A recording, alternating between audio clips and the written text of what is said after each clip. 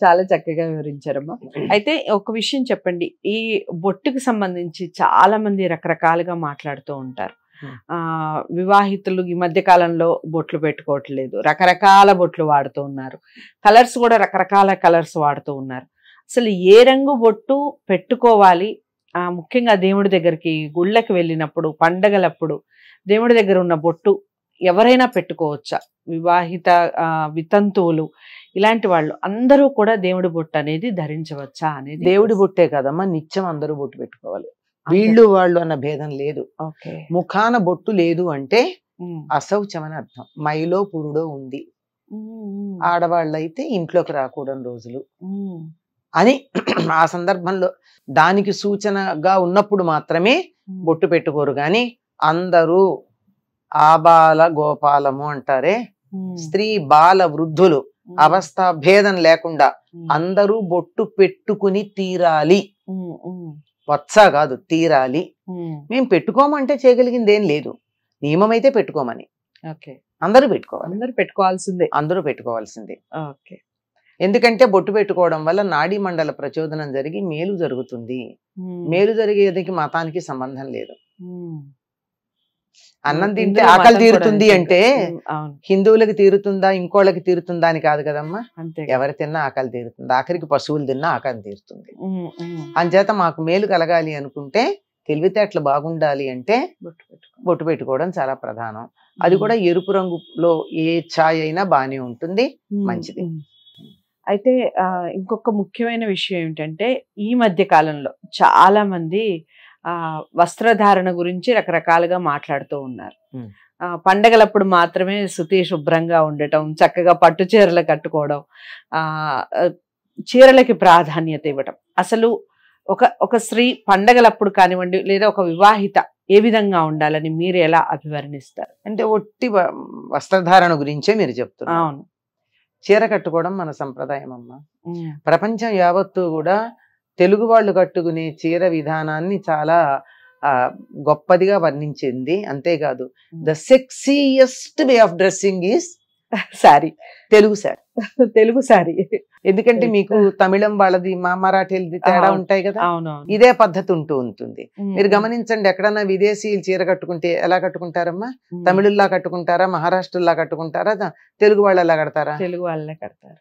Easiest and sexiest and the best a woman can appear in her with her full beauty, Telugu వాళ్ళు కట్టుకునే చీర.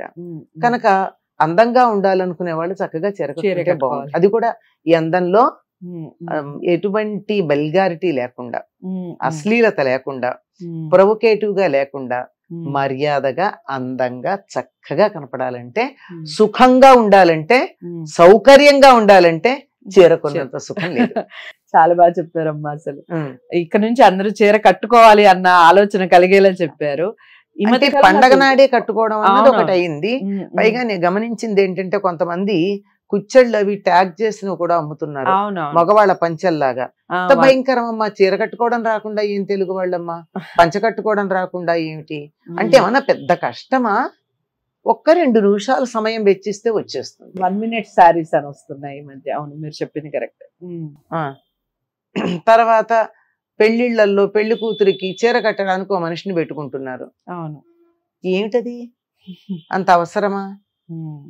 రోజు ఇంట్లో చీర కట్టుకోవడం అలవాటైతే దానికోసం మనిషిని పెట్టుకోవాల్సిన అవసరం లేదు. రోజు కట్టుకోవడం అంటే కొన్ని సందర్భాల్లో కొంచెం ఇబ్బంది. ఎట్లాగంటే పరిగెత్తి బస్సు అందుకోవాలన్నా, బండి నడపాలన్నా చీర కట్టుకుంటే ఇబ్బంది గనక. కానీ స్కూటర్ అయితే చీర కట్టుకున్న వాళ్ళ కోసం తయారు చేయబడినటువంటి మోడల్. మోటార్ సైకిల్ అయితే ఇబ్బంది, గాని మోటార్ సైకిల్ మీద పంజాబీ డ్రెస్ వేసుకుంటే తప్ప ఎక్కలేరు. కానీ స్కూటర్ కి సమస్య లేదే, హైగా చీర కట్టుకుని నడపచ్చు. అసలు స్కూటర్ పర్పసే చీర కట్టుకున్న వాళ్ళ కోసం. అందుకే ఎవరన్నా మగవాళ్ళు స్కూటర్ నడిపితే నవ్వేవాళ్ళు, దట్స్ ఫర్ లేడీస్ అని. Motor cycle is for men, scooter is for ladies. సరే, ఇప్పుడు ఆ తేడా దేనికి లేకుండా పోయినాయి అనుకోండి, కొంచెం సౌకర్యంగా ఉంటుంది. కొన్ని రకాల ఇబ్బందులకి మాకు సుఖంగా ఉంటుంది. చీర కట్టుకుంటే నడుం కనపడడం అవి ఉంటాయి, ఇబ్బంది కొంచెం అటు ఇటుగా ఉంటే. పంజాబీ డ్రెస్ కనుక అయినట్టయితే ఒళ్ళంతా కప్పుతుంది అనుకున్నట్టయితే వేసుకోవచ్చు. కానీ అన్ని చోట్లకి అది పనికిరాదు కదమ్మా. ఎక్కడికక్కడ దానికి సంబంధించిన వస్త్రధారణ దేనికి అది ఎలాగో మనం తేడా చూపిస్తున్నామా లేదా? అన్ని చోట్లకి ఒకే రకంగా వెళ్తామా? పెళ్లికి పాత చీర కట్టుకెడతామా? కట్టుకెళ్ళలేము కదా. అట్లాగే ప్రతి దానికి ఒక డ్రెస్ కోడ్, ఒక నామ్ ఉంటాయి. దాన్ని పాటించడం చాలా మంచిది. ఇక పూల సంగతి. పూలు కూడా కొంతమంది పెట్టుకోవాలి, ముఖ్యంగా వితంతువులు పెట్టుకోకూడదు అని అదొక పద్ధతి ఫాలో అవుతున్నారు. ఈ మధ్య కాలంలో ఫాలో అవ్వని వాళ్ళు ఉన్నారు. ఏది కరెక్ట్ అంటారు? పూలు కూడా అందరూ పెట్టుకోవచ్చు అంటారు? పూలు భోగ వస్తువమ్మా. పూలు పెట్టుకుంటే ఎదుటి వాళ్ళకి కూడా ఈమె భోగ వస్తువు అని అనిపిస్తుందేమో, అందుకని వద్దని చెప్పారు.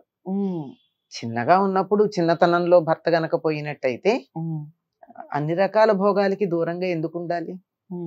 ఏం పాపం చేసింది? అతడేదో అర్ధాయుష్కుడై చనిపోతే పాపం ఈవిడ జీవితం అంతా ఎందుకు త్యాగం చేయాలి? అందుకని కొంతమంది పెట్టుకుంటారు. పెట్టుకుంటే వాళ్ళు ఇష్టం.